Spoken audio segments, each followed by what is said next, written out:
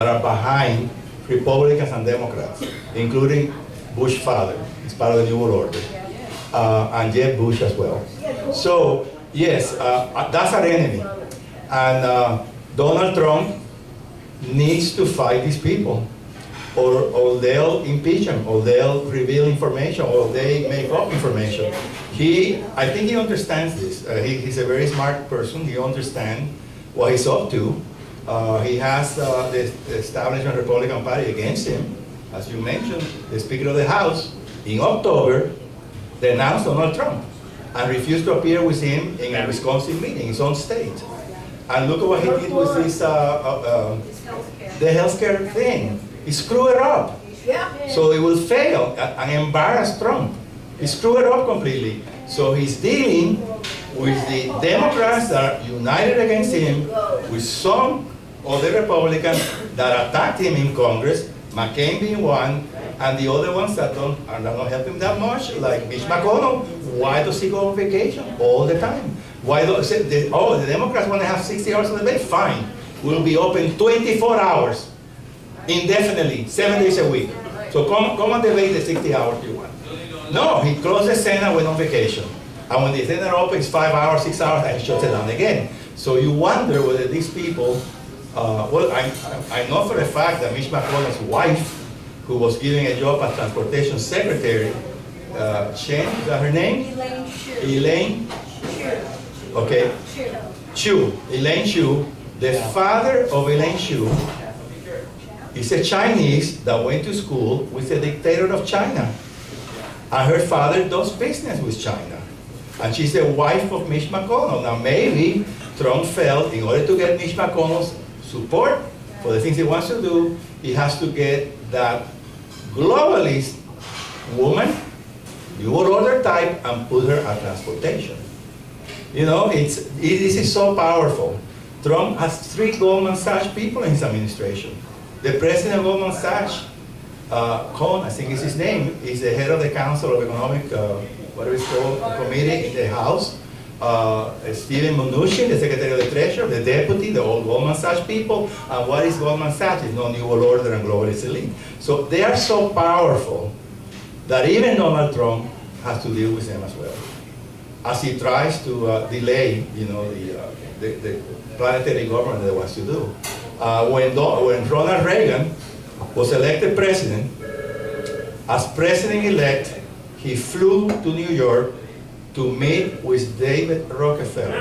Now you are the president of the United States and I have to go and meet David Rockefeller? No, David Rockefeller, you meet me here in the White House or here in my branch in California. I am the president. But it shows the tremendous power of these. Our true enemies are these people, the globalist elite. And Trump knows it very well. He understands it very well.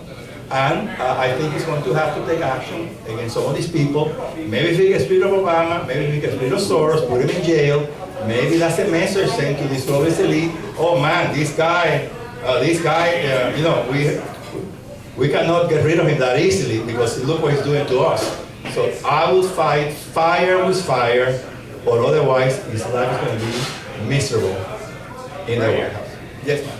Yes. Can you hear me? Yes. Since you're so knowledgeable about everything within our history, recent history, maybe there's some way that you could try to meet Trump personally and tell him these things. Bring him your books, because he might not know as much intricate. No, I think he knows. I think he knows all of this. I met Trump, but I met him 10 seconds. So he probably doesn't know who I am. I met him because we at the Leo Peaks Museum, I was selected with 2 other people to give him the brigade insignia. So all I had time to say when I met him, I said, Mr. Trump, I am the only brigade member in the United States that's heading one of your Trump Victory offices, one in Miami. I'm the head of the West Day Trump Victory office. That's all I was able to say, and check his hand. And then he left. He probably doesn't know who I am. So anyway, yeah, I wish I would have advised Donald Trump. I would give him my books, I would give him all of that. But I think he knows. He's very wise. He didn't get to where he got in his business being dumb. He understands the New World Order. He knows what he's up to. And he's going to have at some point to take action. And it's very easy to take the action. You follow the money. So Trump is giving money to the Thai Foundation. Thai Foundation is giving it to the thugs that are burning cars, attacking police. But then the Thai Foundation directors go to jail, and Soros goes to jail. He gets indicted for inciting violence.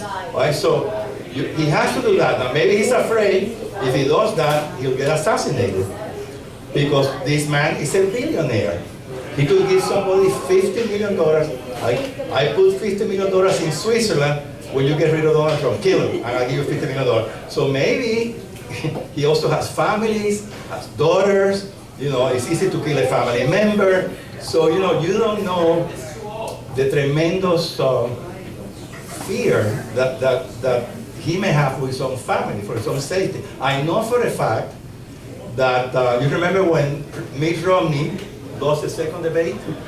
In 2012, when he beat him in the first debate? Yeah. Well, a woman that was raising money for him told me that he was told that they were going to kill his children if he didn't lose the second debate.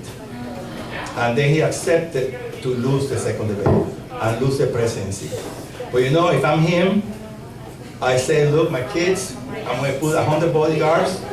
You're going to move in a compound, and I'm going to go public on TV. I'm going to say, this person has threatened me killing my children. They want me to lose the second debate, and you know what? I'm not going to lose that. They now that's what I would have done. Because at some point, someone has to be able to say, I will die for this country. I will try to save this country. I'm willing to die. I'm even willing for members of my family to be killed. And if you don't have that, then the New World Order is going to continue doing what they're doing. Okay, we have another question here. We know that Trump has done a tremendous job in trying to pass the healthcare, Obama healthcare. But in spite of that, they have the House, they have the Senate, the President. They weren't able to muster enough votes. Can you give us a little bit more insight as to why they couldn't get the votes to pass this? What was the, I mean, you hear bits and pieces. Okay, but I can answer that how to question. put together. I was interviewed on TV on that very question. The House of Representatives has something called the Freedom Caucus. These are Tea Party types, and they have about 30 members in there. Then they have another group of moderates, including Eliana Rosletti, including the rhinos that we have in Miami-Dade County.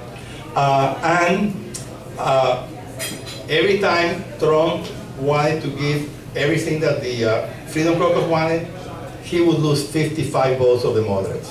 So they were trying to find a balance in the middle. So all of them would say, well, I got this, but I didn't get all I wanted. And that was, now, whose fault is it? The fault is on the Speaker of the House. It is not the President's position to be doing that. The Speaker of the House should have brought the entire Republican House of Representatives members and iron out all of these things. After all, we've had 7 years, right? So, okay, all of it, what happened in these 7 years? Why didn't you get all these people together? And you say, okay, look, we can't give you everything that you wanted, conservative. We cannot give you everything you wanted, moderate. But we have to pass a law, because who won here? Hillary Clinton, Barack Obama were the winners, okay? They embarrassed the president, and there's nothing like failure to follow failure. Now he's going to go do a tax plan, which is also difficult, but if he had succeeded here, there's nothing like success to bring more success. So they embarrassed the president. He did everything possible, humanly possible, bringing people to the White House, working to the early hours of the morning, trying to bring the two groups together, and he couldn't do it. But a lot of the conservatives felt that this was Obama light. And they said, we're going to replace Obamacare, we're going to get Obama light.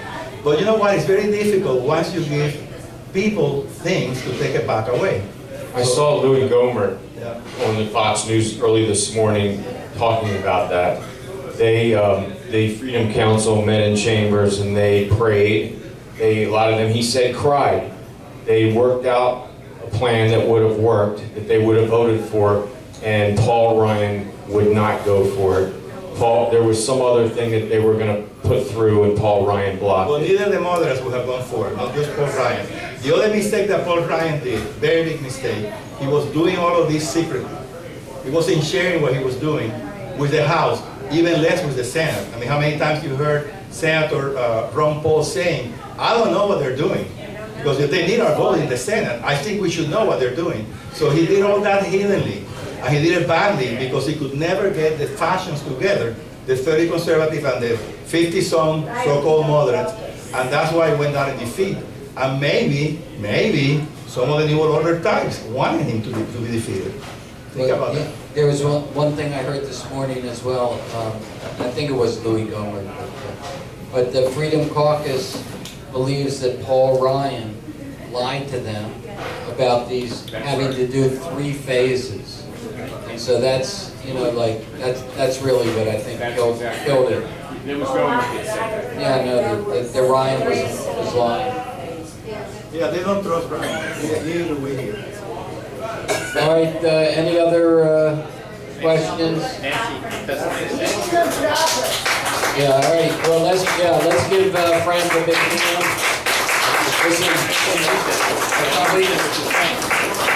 I probably learned more today than I did in the past month. All right, that was really interesting. Now, just before we break up, next week we're going to have Larry Horst. And he's going to be speaking about the history of the Democrats' war on Black Americans. And the following week, I'm going to show the Lori Cardozo-Moore video. And then I think we're going to have a week off because it's Easter weekend. And then after that, we're going to reconvene, and Karen Schoen's going to talk on Agenda 20.